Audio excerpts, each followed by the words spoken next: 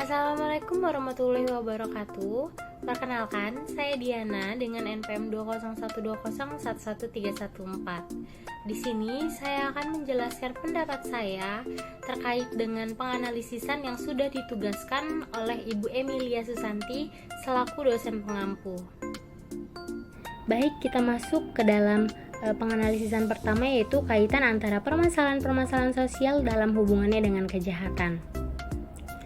Kalau berdasarkan dari video materi yang sudah disediakan serta pembelajaran-pembelajaran sebelumnya, masalah sosial sendiri biasanya muncul karena adanya sebuah perubahan atau keadaan yang tiba-tiba saja terjadi dalam masyarakat. Contohnya seperti yang ada dalam video materi, munculnya wabah COVID yang membuat tingkat daripada kejahatan terus merangkak naik. Apa kaitannya masalah sosial tersebut sehingga dapat mengakibatkan terjadinya tingkat kejahatan yang begitu tinggi? Nah, kaitan yang muncul antara masalah sosial tersebut dengan kejahatan adalah karena masalah sosial tersebutlah yang menjadi penyebab daripada terjadinya kejahatan, di mana wabah COVID menimbulkan masalah ekonomi yang cukup serius, di mana banyak masyarakat yang terpaksa diberhentikan dari tempat mereka bekerja sehingga membuat mereka sulit untuk mencukupi kebutuhan hidup khususnya secara materi. Selain itu, menurut Bapak Sunarto sebagai pengamat daripada kriminologi, dalam era COVID ini ia merasa penegak hukum harus proaktif dan tidak reaktif, di mana artinya penegak hukum saat ini masih kurang proaktif sehingga menyebabkan tingkat kejahatan yang begitu tinggi, terlebih lagi di Kota Bandar Lampung. Nah, dari penjelasan tersebut dapat saya simpulkan bahwa kaitan antara masalah sosial dengan kejahatan adalah karena masalah sosial yang menjadi penyebab daripada terjadinya kejahatan. Selain itu, kejahatan yang terjadi akibat munculnya masalah sosial juga harus lebih diperhatikan lagi oleh penegak hukum sehingga gejala yang muncul tidak terus bertambah. Kita masuk ke dalam penganalisisan kedua, yaitu di manakah fungsi dan kedudukan kriminologi dalam hukum pidana material dan juga formil.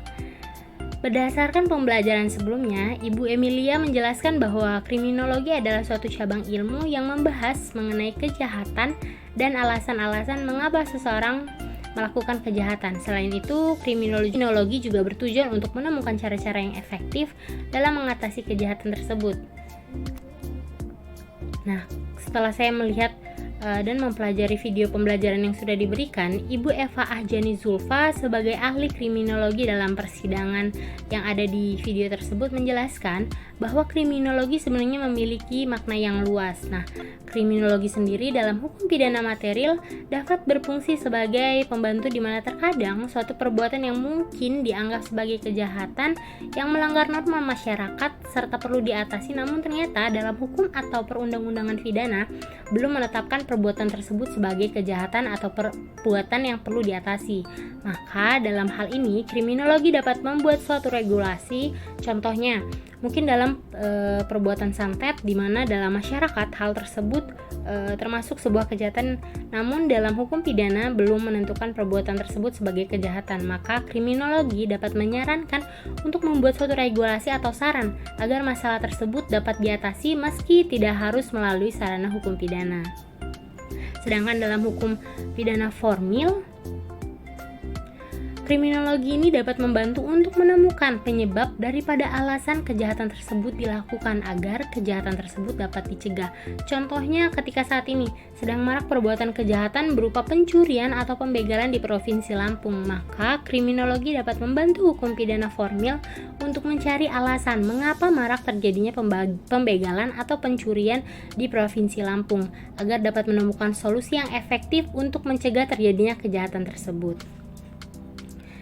Nah, daripada penjelasan di atas dapat saya simpulkan fungsi serta kedudukan daripada kriminologi dalam hukum pidana baik itu material ataupun formil ialah sebagai alat bantu ilmu yang dapat membantu hukum pidana untuk menemukan suatu perbuatan yang mungkin dianggap sebagai kejahatan yang perlu diatasi dalam masyarakat, namun ternyata dalam hukum atau perundang-undangan pidana belum ditetapkan sebagai perbuatan kejahatan yang perlu diatasi. Dan kriminologi juga membantu untuk menemukan penyebab daripada alasan kejahatan tersebut dilakukan agar kejahatan tersebut dapat dicegah.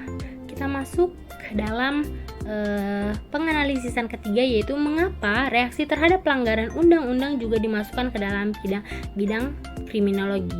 Sutherland sendiri membagi kriminologi ke dalam 3 lingkup, di mana semua lingkup itu berkaitan dengan aspek perundang-undangan. Namun, kali ini yang akan kita bahas adalah mengapa reaksi terhadap pelanggaran undang-undang juga dimasukkan ke dalam bidang kriminologi. Nah, hal ini disebabkan karena beberapa perbuatan tertentu dianggap sebagai perbuatan yang tidak disukai dalam masyarakat dan seringkali diartikan sebagai sebuah kejahatan. Contohnya seperti seseorang yang mengambil barang milik orang lain. Meskipun hal ini sudah memiliki ketentuan dalam perundang-undangan, terkadang beberapa orang tetap melakukan perbuatan tersebut, sehingga masyarakat dapat bereaksi dan bertindak terhadap perbuatan-perbuatan yang dianggap sebagai kejahatan dengan memberikan hukuman pembinaan atau melakukan pencegahan agar tidak ada orang yang melakukan perbuatan-perbuatan yang dianggap sebagai kejahatan tersebut. Hal inilah yang menjadi reaksi terhadap pelanggaran undang-undang juga tetap dimasukkan ke dalam lingkup atau bidang kriminologi.